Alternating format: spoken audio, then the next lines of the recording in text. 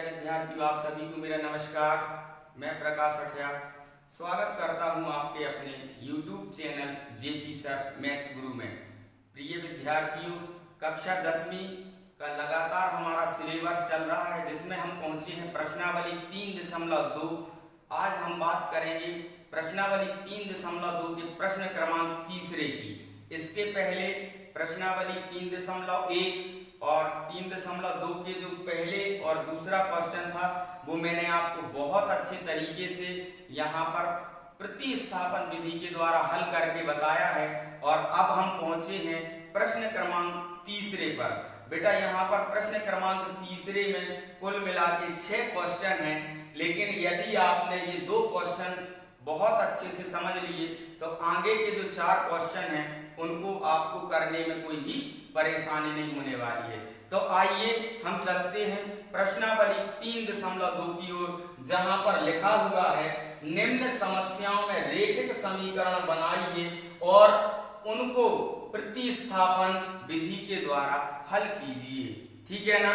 तो यहाँ पर जो पहला क्वेश्चन है बेटा, लिखा हुआ है यहाँ पर 2 संख्याओं का अंतर 26 है, एक संख्या दूसरी संख्या की 3 गुनी है, तो उन्हें ज्ञात कीजिए। ठीक है ना। हम चर्चा करेंगे पहले क्वेश्चन पे। ठीक है ना। तो लिखेंगे पहले क्वेश्चन को यहाँ पर, क्वेश्चन पहले का सॉल्व। ठीक है ना। यहाँ पर अब हमें 2 कंडीशनें दी हैं बेटा। पहली जो शर्त दी है कि यहाँ पर संख्याएं कितनी हैं, 2 हैं, तो हम मानेंगे पहली संख्या x है तथा दूसरी संख्या y है। लिखेंगे माना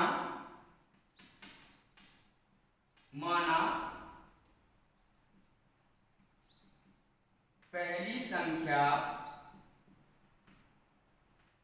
बराबर x है। ठीक है ना। तथा दूसरी संख्या बराबर y है। पहली संख्या को हमने x मान लिया, दूसरी संख्या को y माना है। तब इधर प्रथम शर्त अनुसार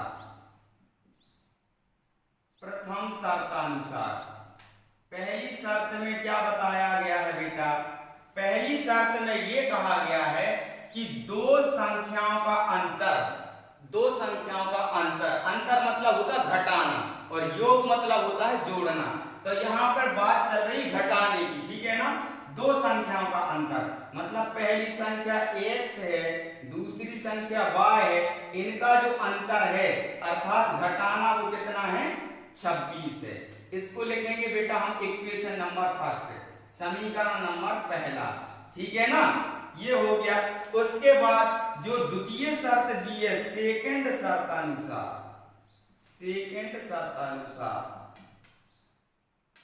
दूसरी शर्त में क्या कहा गया है, एक संख्या दूसरी संख्या की 3 गुनी। एक संख्या मतलब पहली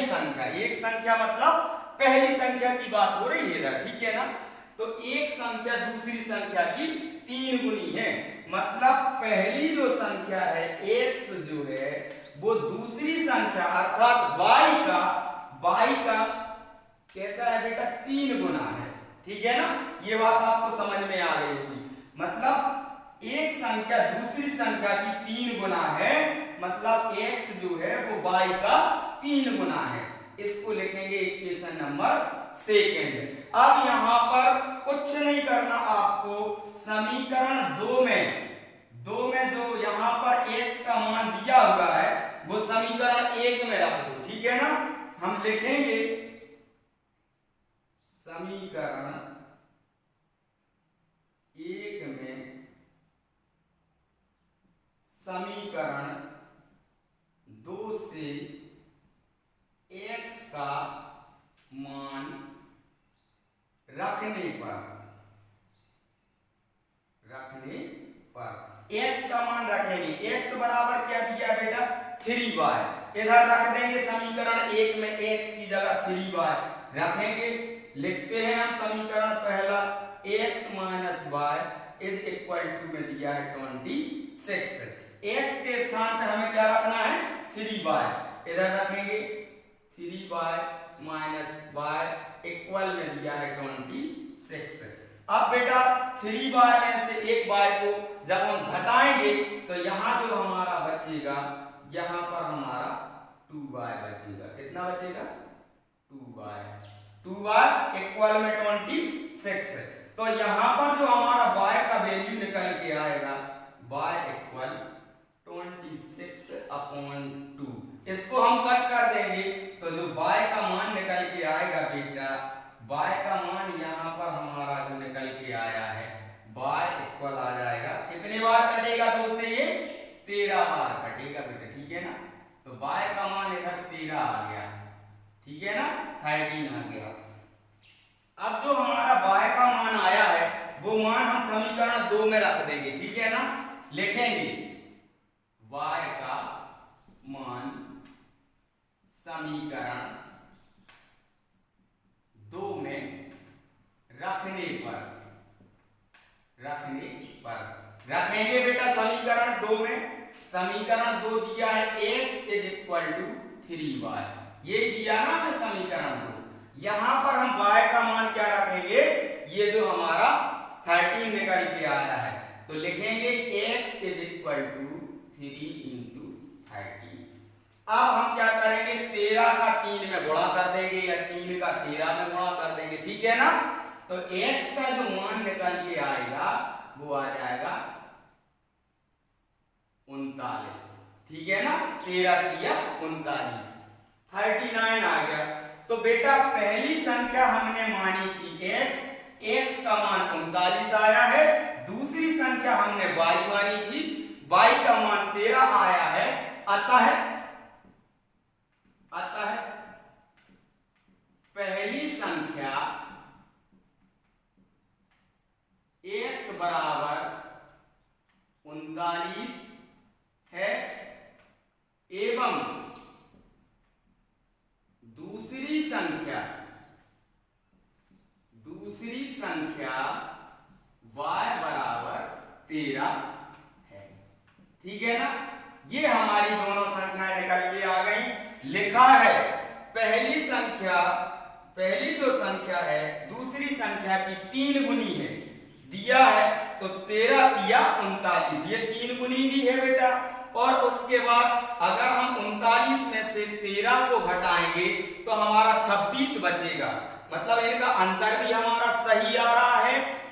ये दोनों शर्तों का पालन कर रहा है, इनके बीच का अंतर भी 26 है और एक संख्या दूसरी संख्या की 3 गुनी भी है।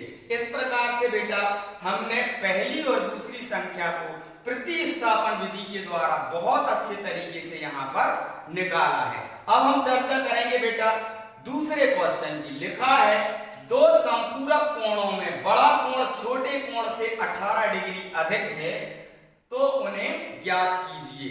बात हो रही इधर संपूरक। हम 1 मिनट का समय लेंगे बेटा। पूरक और संपूरक इन कोणों के बारे में अगर आप जानते हैं तो इस क्वेश्चन को हल करने में कोई परेशानी नहीं होगी। पूरक कोण वे दो कोण जिनका योग 90 अंश हो पूरक कोण कहलाते हैं, ठीक है ना। जैसे पहला कोण 45 का, दूसरा कोण 45 का और दोनों का योग मिला के 90 हो गया, ठीक है। यदि पहला कोण हमारा 50 का है, दूसरा 40 का है, दोनों को हमने मिलाया तो उनका योग 90 आया, अर्थात वो कोण पूरक कोण कहलाते हैं। जिन दो कोणों का योग 90 अंश होता है पूरक कोण कहलाते हैं और जिन दो कोणों का योग 180 अंश होता है वो संपूरक कोण कहलाते हैं। तो बात हो रही है इधर बेटा संपूरक कोण की, ठीक है ना। करेंगे इस क्वेश्चन को यहां पर। आइए चलते हैं हम दूसरे क्वेश्चन की ओर। सेकंड क्वेश्चन सॉल्व, ठीक है ना। लिखेंगे माना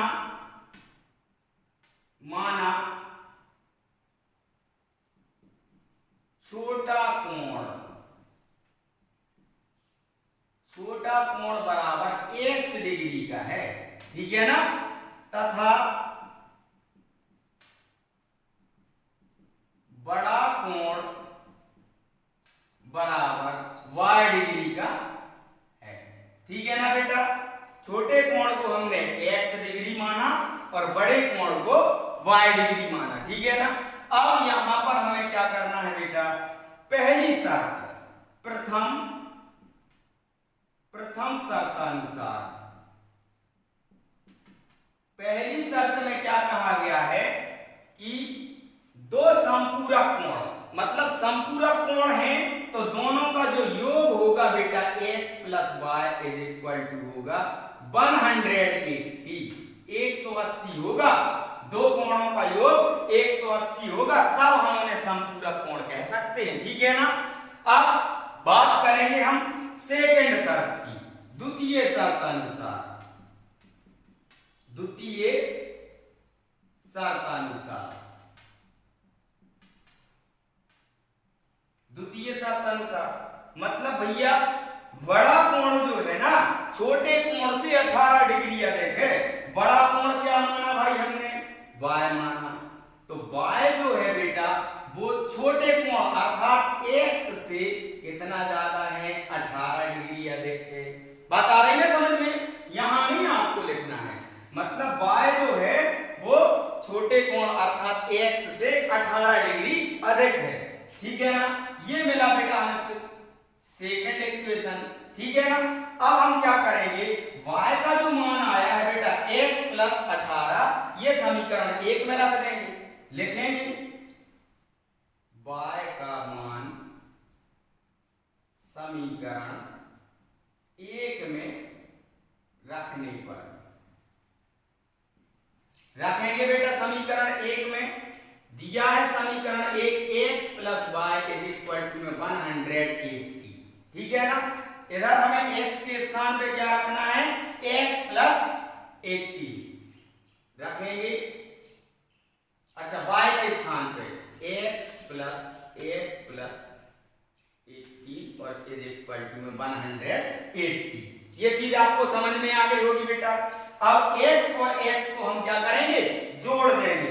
x और x कितना हो जाएगा, 2x, 2x होगा ना, तो इधर हो जाएगा 2x और ये हमारा 80 लिखाइए और 180, ठीक है। अब हम क्या करेंगे बेटा, 18 का पक्षांतर कर देंगे, चर का एक तरफ अचर का एक तरफ पक्षांतर करते हैं हम, करेंगे 2x में 180 और ये माइनस के ये आ जाएंगे हमारे 18, ठीक है ना। अब हमें क्या करना है बेटा, 2x 180 में से इसको हमें घटा देना है, ठीक है ना। तो यहां पर हम क्या करेंगे, 2 का इधर मानेंगे कि ये हो जाएगा, इधर बचेगा 2 और यहां जो हमारा है इधर बचेगा 6 और ये आ जाएगा, ठीक है ना। 162 आ गया बेटा हमारा। अब हम क्या करेंगे, x का वैल्यू निकालेंगे, x = 126/2, यहां पे इनटू में था, अपॉन में आ गया। कितने टाइम जाएगा बेटा, ये हमारा जाएगा,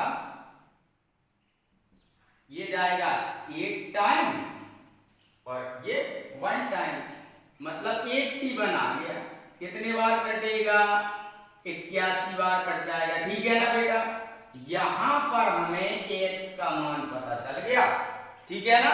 x क्या माना, छोटा कोण। अब हमें छोटे कोण का मान तो पता चल गया बेटा। अब हम क्या करेंगे, x का मान कितने में रख दें भाई, समीकरण 2 में रख दें, चाहे तो समीकरण 1 में भी रख दें, लेकिन हम अपनी सुविधा के अनुसार इस मान को समीकरण 2 में रखेंगे। x का मान समीकरण 2 में रखने पर रखेंगे भाई y = ax + 80। अब x की जगह कितना रखेंगे भाई, x के स्थान पर रखेंगे 81 और प्लस में ये आ गया, ठीक है ना। अब y हमारा क्या आ जाएगा बेटा, यहाँ पे अगर नहीं लिखे तो इसको हम इधर कर देंगे, ठीक है ना, यहाँ पे सॉल्व कर लेंगे। ये y इन दोनों को जोड़ देंगे, ठीक है ना। ये 1 और 8 हो जाएगा 9 और 1 और 8 इधर फिर 9, 99 आ गया भाई,